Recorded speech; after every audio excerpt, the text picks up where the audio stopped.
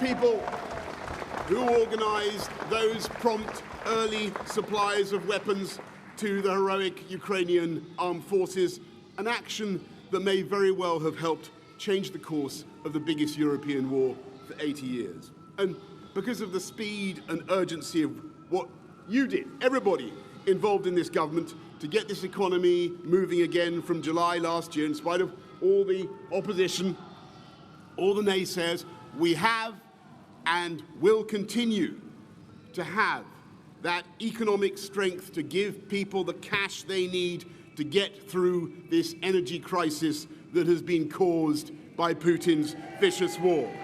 And I know that Liz Truss and this compassionate Conservative government will do everything we can to get people through this crisis, and this country will endure it, and we will win.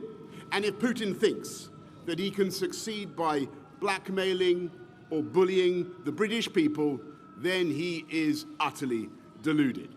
And the reason we will have those funds now and in the future is because we Conservatives understand the vital symmetry between government action and free market, capitalist, private sector enterprise.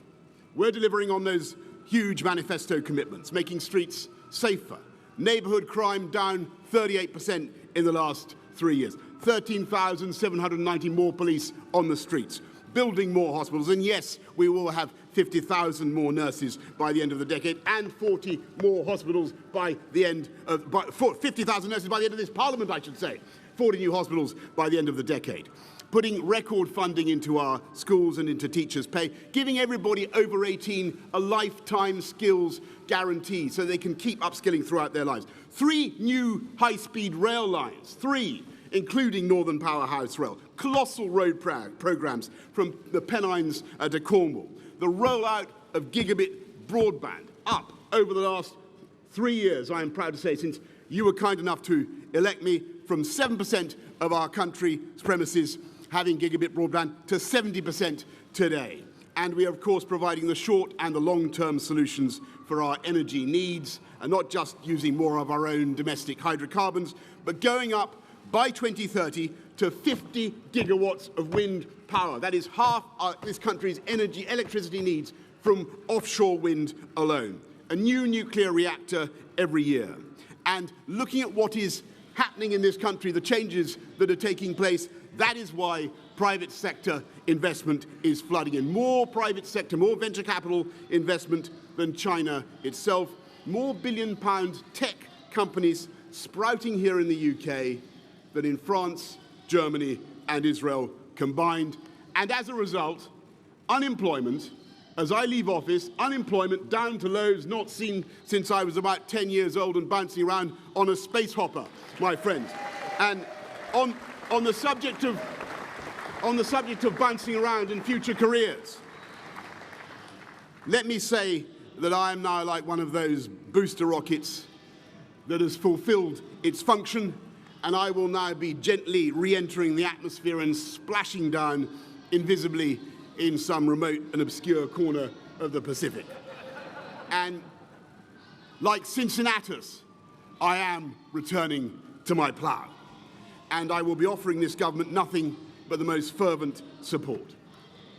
This is, I'll tell you why, this is a tough time for the economy. This is a tough time for families up and down the country. We can and we will get through it, and we will come out stronger the other side. But I say to my fellow Conservatives, it's time for politics to be over, folks. It's time for us all to get behind Liz Truss and her team and her programme and deliver for the people of this country. Because that is what the people of this country want, that's what they need, and that's what they deserve.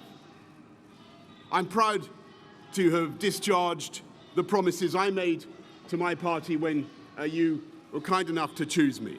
Winning the biggest majority since 1987, the biggest share of the vote since 1979.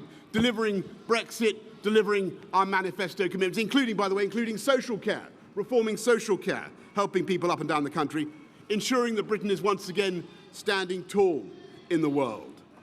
Speaking with clarity and authority from Ukraine to the AUKUS pact with America and Australia, because we are one whole and entire united kingdom whose diplomats, security services and armed forces are so globally admired. And by the way, as I leave, I believe our union is so strong that those who want to break it up, they'll keep trying, but they will never, ever succeed. Thank you to everybody behind me in this building. Thank you to all of you in government. Thank you to everybody who's helped look after me and my family over the last 3 years, including Dylan, the dog. And I just say to my party, if Dylan and Larry can put behind them their occasional difficulties, then so can the Conservative Party. Above all, thanks to you, the British people, to the voters for giving me the chance to serve, all of you who worked so tirelessly together to beat COVID, to put us where we are today. Together, we have laid foundations that will stand the test of time, whether by taking back control of our laws or putting in vital new infrastructure. Great, solid masonry on which we will continue to build together, paving the path of prosperity now and for future generations.